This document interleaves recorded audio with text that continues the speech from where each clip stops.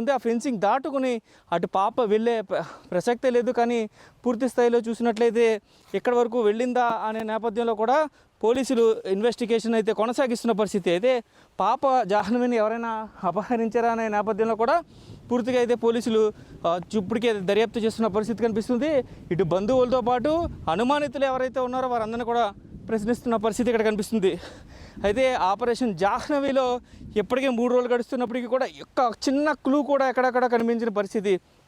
పూర్తి స్థాయిలో చూసినట్లయితే ఈ తోట మొత్తం సుమారుగా 40 ఎకరాలు ఉండడంతో ఈ 40 ఎకరాల తోటలో ఎక్కడ జాహ్నవి ఉందని పూర్తిగా అయితే జల్లెడ పట్టిన పరిస్థితి కూడా కనిపిస్తుంది. ఒక్కసారి మనం ఇక్కడ చూడొచ్చు, ఏదైతే వాటర్కి సంబంధించిన మోటార్, ఈ మోటార్ ఇలాంటి ఈ మోటార్ల కోసం వేసిన బోర్వెల్స్ కూడా ఇక్కడ 2-3 ఉన్నాయి. కానీ అవన్నీ కూడా క్లోజ్ చేసి ఉన్నాయని చెప్తున్నారు. ఒక్కసారి చూడొచ్చు, ఈ మోటార్ కోసం వేసిన ఇది బోర్కి సంబంధించి ఈ వాటర్ అంతా కూడా ఇక్కడి నుంచి సప్లై అవుతూ ఉంటుంది.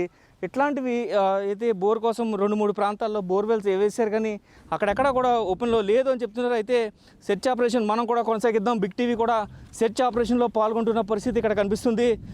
అయితే పాప జాహ్నవి ఆచూకీ కోసం పూర్తిగా అయితే ఇక్కడ ఒకసారి మేము కూడా బిగ్ టీవీ టీం కూడా భాగమవుతుంది. పూర్తిగా చూసినట్లయితే పాప జాహ్నవి ఎక్కడ ఉందని తల్లిదండ్రులు పరితపిస్తున్న నేపథ్యంలో పూర్తిగా జాహ్నవి కోసం అయితే సెర్చ్ ఆపరేషన్ అయితే కొనసాగిస్తున్న పరిస్థితి పూర్తిగా చూడొచ్చు. మనం ఒక పక్క నుంచి ఇంకొక పక్కకి వెళ్ళడానికి మనకే చాలా ఇబ్బందిగా ఉంది. కానీ 3 ఏళ్ల చిన్నారి, ఇప్పటికే 3 రోజులు గడుస్తుంది.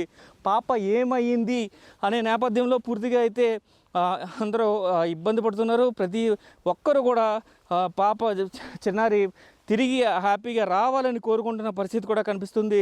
పూర్తిగా చూడొచ్చు ఒక్కసారి, ఈ తోట అంతా కూడా ఇదే పరిస్థితి. మొత్తం గడ్డి పెద్ద ఎత్తున గడ్డి కూడా ఉంది. 3 ఏళ్ల చిన్నారి ఇంత అటవీ ప్రాంతంలో ఏమైపోయిందా అని చెప్పి అందరూ తల్లిదండ్రులతో పాటు ఇటుపక్క ఈ గ్రామస్తులు కూడా పూర్తిగా తీవ్ర ఆందోళన వ్యక్తం చేస్తున్న పరిస్థితి అయితే ఇక్కడ కనిపిస్తుంది. ఒకసారి బిగ్ టీవీ సెర్చ్ ఆపరేషన్లో పాల్గొంటుంది. ఇటుపక్క ఏమన్నా వెళ్ళిందా అనే నేపథ్యంలో మేము సైతం ఉన్నామని పూర్తిగా అయితే ఇక్కడ సెర్చ్ ఆపరేషన్లో మేము కూడా పాల్గొంటున్న పరిస్థితి. ఒక్కసారి చూడొచ్చు, ఈ ప్రాంతం అంతా కూడా ఒకసారి చూసినట్లయితే అసలు గడ్డి ఎలా ఉంది అంటే 3 ఏళ్ల చిన్నారి ఈ గడ్డి మధ్యలో ఉంటే కనుక కనిపించదు. అలాంటి పరిస్థితులు కూడా ఇక్కడ ఉన్నాయి.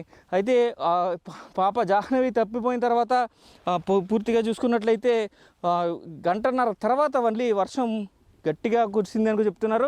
ఇప్పుడు కూడా ఈ ప్రాంతం అంతా కూడా గట్టిగా వర్షం వచ్చే సూచనలు అయితే కనిపిస్తున్నాయి. మొత్తం ఇదంతా కొండ ప్రాంతం కావడంతో వర్షాలు ఎక్కువగా పడుతూ ఉంటాయి.